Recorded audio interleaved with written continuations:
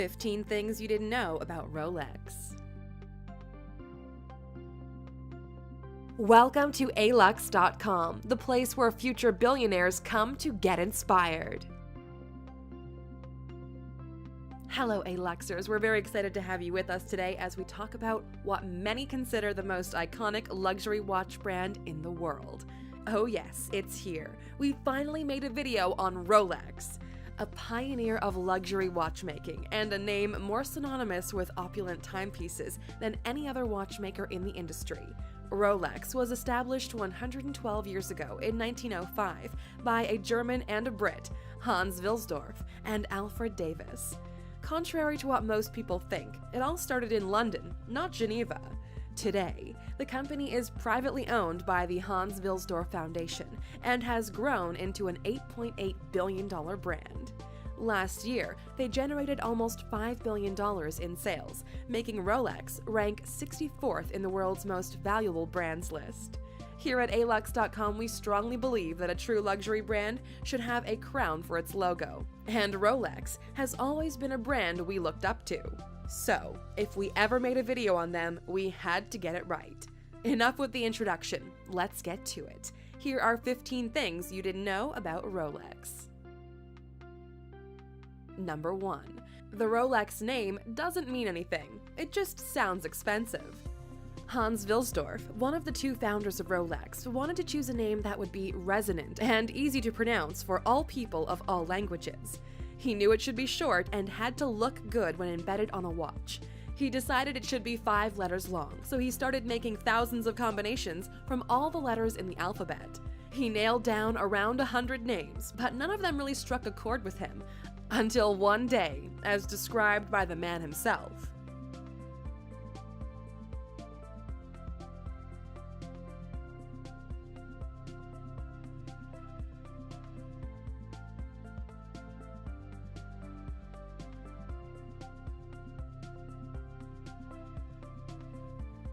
And history was made. So now you know, the name is of divine inspiration, but it didn't actually stand for anything when it was made up. They picked it because of its simplicity and because it sounds expensive. Number 2. They moved from London to Geneva, not because it's where the best watches in the world are made, but in order to cut down on taxes. The business was started in 1905 by a 24-year-old with his brother-in-law. They used to import the individual pieces and put them together themselves. 3 years later, they decided to make the pieces themselves. Rolex officially left London in 1919 because the war import taxes were rising fast, and Switzerland made perfect sense for its neutral position and the fact that skilled labor was available in the region. Not only that, but as we've mentioned before, Switzerland is also a tax haven, so it was the obvious choice to make the move. Here's where it gets interesting, and this isn't mentioned in any other video about Rolex. Number 3. Rolex is actually a charity. When we wanted to check Rolex's financial records for this video, we discovered something suspicious. Rolex is actually registered under a charity in Switzerland. How about that? Let us shed some light on this. We know some of you guys actually skipped the intro to our video. Shame on you. In it, we mentioned how Rolex is owned by the Hans Wilsdorf Foundation. The Hans Wilsdorf Foundation was founded in 1944, following the death of Wilsdorf's wife. All of the ownership shares of Rolex have been transferred to the foundation, along with clear and strict instructions on how to handle the finances for the company. According to Swiss law, private charities do not need to disclose their respective charitable activities, and as per the company, the donations are kept a secret. There has been no confirmation regarding whether anyone has ever received a charity donation from this foundation. Furthermore, since technically the Rolex brand is owned by a charity, they also get some major tax cuts. If you want to learn more about how to do things like this, we made a video on the countries where billionaires hide their money. It's definitely worth watching. Now, before you guys change your impression of Rolex, it's important to keep in mind that the company was the only thing Hans had in his life. He owned all the shares and didn't have children, so his goal with this move was to ensure the company will survive. Even today, the company doesn't have owners or shareholders. They're just custodians, so they don't own any of it. The employees are paid incredibly well, and since there's no pressure to generate profits for shareholders, the company can simply reinvest all of it, escape taxes, and perpetuate their efforts to perfect their craft. Number 4. It takes almost 1 year to make one Rolex watch. This is what makes Rolex watches so damn expensive. Believe it or not, the watches are all handmade. Despite rolling out thousands of watches every year from its factory, each Rolex watch is still individually crafted. There is the same hallmark dedication to quality. Each individual watch is rigorously tested in stress and pressure tests to ensure they meet Rolex's high standards. The only parts done by robots and machines are those where the robots prove to achieve a better end product than a skilled human worker ever could.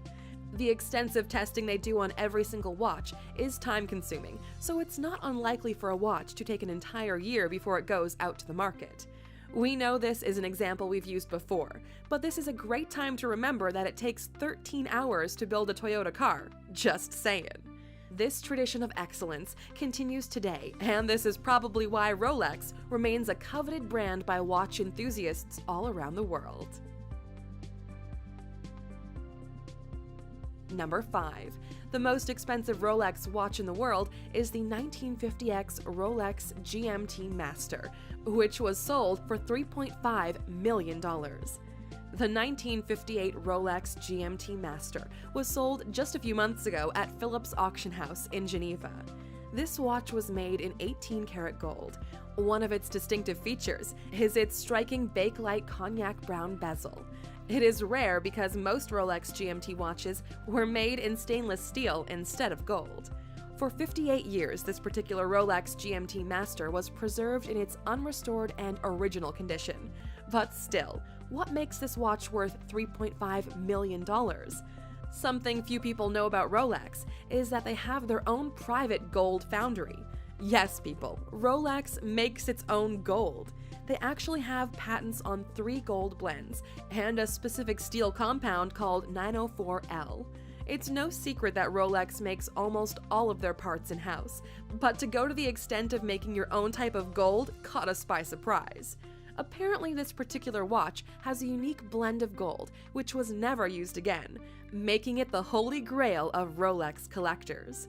Despite it being so amazing, we just wanted to point out that this watch didn't even make our top 10 most expensive watches in the world video. That's just something to think about, and maybe you'll want to watch that one next. Number 6. The cheapest Rolex is called the Air King, and it costs $2,200.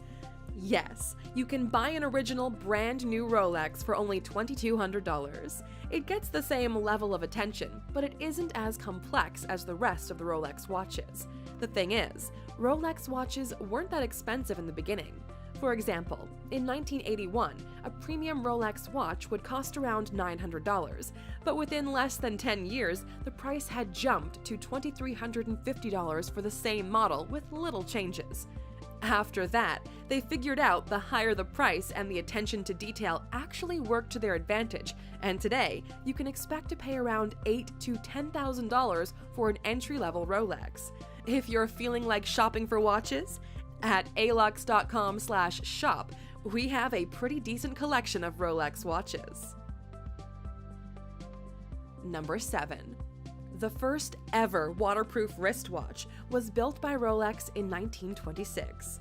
The Rolex Oyster, created in 1926, is the first actual waterproof and also dust-proof wristwatch ever to be made. Every other waterproof wristwatch in the world is a mere descendant of this particular watch. It even coined the term oyster, which is still used for waterproof Rolex models today, from the Day-Date to the Daytona. When Mercedes Gleitz, the first British woman to ever swim the English Channel, was preparing for her second attempt to swim across, she received a Rolex Oyster from Rolex founder Hans Wilsdorf himself to take with her on the swim. Gleitz actually wore the watch around her neck, not her wrist, and when she was pulled out half-conscious after 10 hours in icy cold water, the inside of the Rolex was completely dry. Certainly a shrewd publicity move on Hans Wilsdorf's side. Number 8. Rolex was the first ever wristwatch to receive a Class A chronometer certificate. For those of you who don't know what chronometer testing is, it's a measurement of wristwatches' accuracy and precision. It basically certifies that a particular model is incredibly accurate.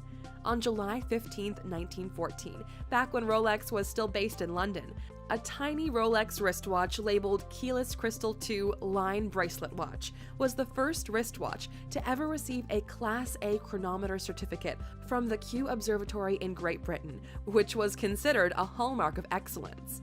This was never achieved before by any wristwatch, and this type of performance could be attained only by large, ultra-complex mechanical watches. One of the rules of excellence Rolex has set for itself is that every single Rolex piece produced is not delivered before it's put through 15 days and nights of rigorous testing by the Swiss Official Chronometer Testing Institute. Yes, they do that with every watch. No wonder it takes an entire year to get one of these out. Even more so, in 2016, Rolex once again changed the game.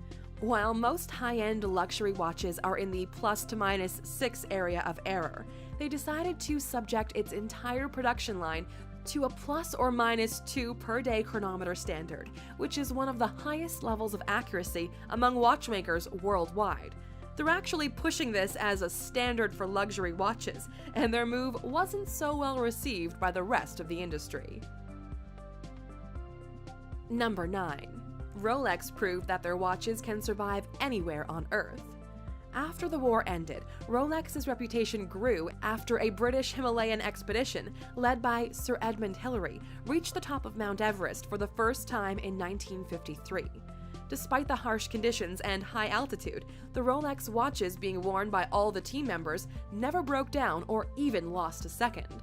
In 1960, the U.S. Navy sent a specially designed research submarine down to 35,798 feet below sea level in what we know as the Mariana Trench, and it so happens to be the deepest spot over Earth's crust.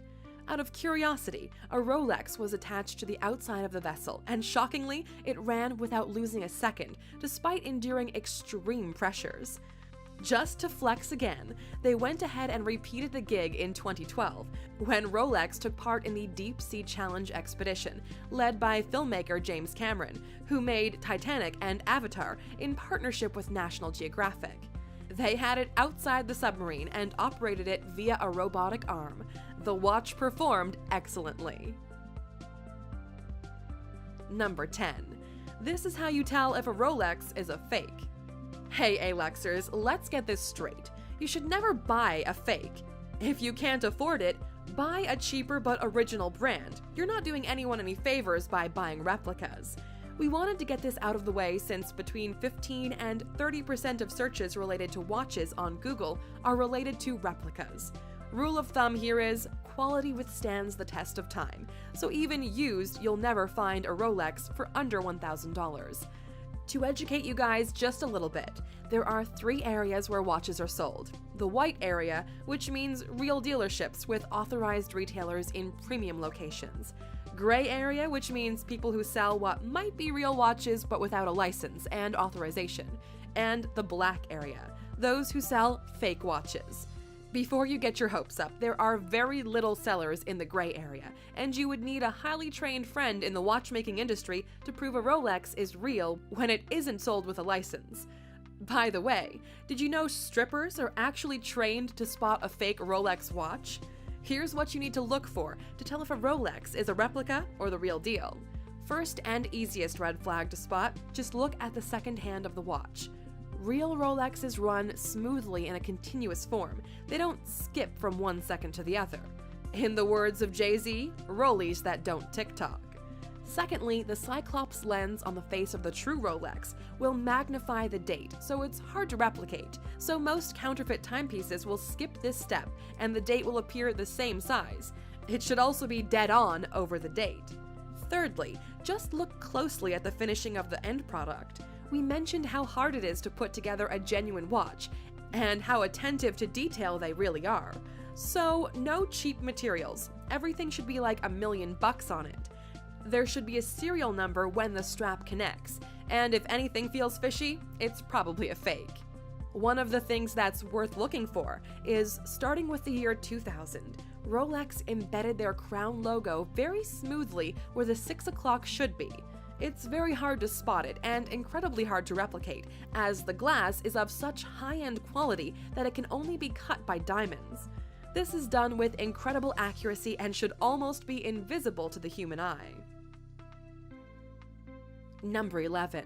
Rolex got scammed of almost $1 billion by Bernie Madoff. In 2008, the watch world was stunned when Hans Wilsdorf Foundation CEO Patrick Heininger stepped down for personal reasons. He and his father, Andre, had run the organization since Wilsdorf's death in 1960, and there were no warning signs that their dynasty was about to end. Turns out, Rolex had a very serious investment in Bernie Madoff's $65 billion Ponzi scheme. Long story short, until 2009, this guy ran what might have been the world's biggest investment scam. He got caught and sentenced to 150 years in jail. Turns out, Rolex was one of the companies investing in Bernie's fund, and despite the official stance of the company, denying the claim. Ironically, Rolex was Bernie Madoff's favorite watch brand, and his entire collection of luxury watches was auctioned off after he went to prison in order to recoup some of the money. Only $600,000 was raised. Speaking of crimes, this isn't the only one Rolex was involved in. Number 12.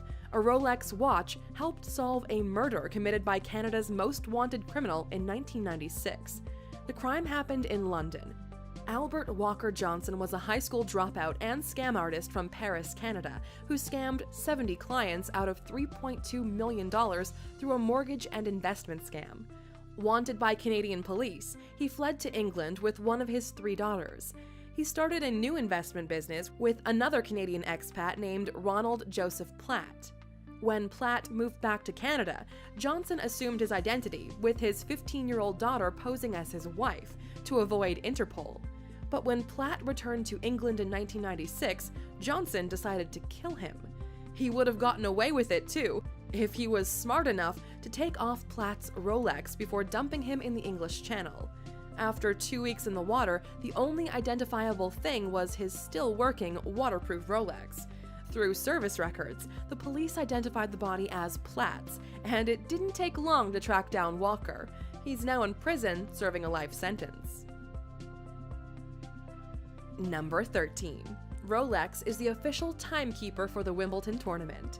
If you're a true A-Luxer, your sports interests go beyond football, cricket, or NBA. The partnership between Rolex and tennis dates back to 1978, when Rolex became the official timekeeper of the Wimbledon Championships. This date marks the beginning of a privileged association between two partners driven by the same pursuit of excellence. Despite them having multiple ambassadors, in the world of tennis, their biggest name also happens to be the best tennis player of all time, Roger Federer, who they gladly pay $15 million per year for his endorsement. Number 14. Rolex has over 60% profit margin on all of their watches, but let's not get ahead of ourselves. This is one of those situations we hate most, when people start breaking down the raw material costs of anything and comparing it to the sale price. But because we're an authority in the luxury watch space, we felt like we had to address it the right way. Yes, the raw material costs for a Rolex watch are way less than what you're paying for it, but that doesn't mean the price isn't justified, because at the end of the day, you're not paying for the raw materials. You're paying for a lot of intangible value. You're paying for innovation, for heritage, for something that took years to be perfected. You're paying for the expertise of the finest watchmakers in the world and their time. You don't think that comes cheaply, do you? This type of information is confidential, but to the best of our knowledge, here's the breakdown of the economics behind a $10,000 Rolex watch. The manufacturer builds the watch for $3,000. It sells for $6,500 and makes $3,500 or 54% profit. The dealer who bought it for $6,500 has additional costs of $1,000, sells it for $10,000 and makes $2,500 or 25% profit. The total profit generated by the chain is around $6,000 for a $10,000 watch. Okay guys, at this point the video is getting pretty long, but let's wrap it up in style.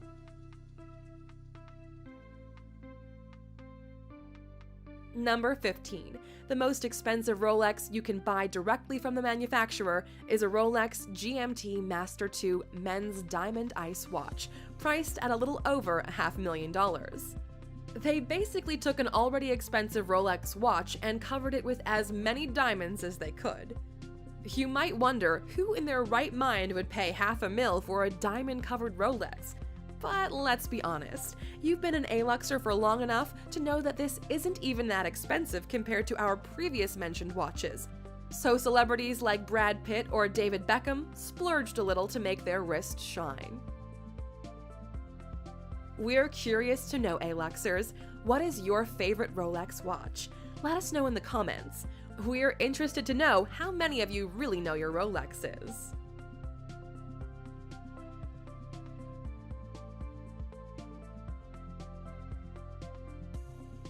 Oh, you're still here? Okay, can you imagine how many people left already? You guys deserve a bonus fact for sticking with us till the end. There's sort of a battle between two guys on who's got the biggest Rolex collection in the world. It's between John Mayer and Mike Wood. Check out these pics. Crazy, right? Okay then, let's see who's a true A-Luxer and watch this video to the very end. Please comment Rolex collector below so we can see who's a true A-Luxer. It also drives people crazy who don't know why we're doing it, so it's kind of fun. Thank you for spending some time with us, A-Luxer.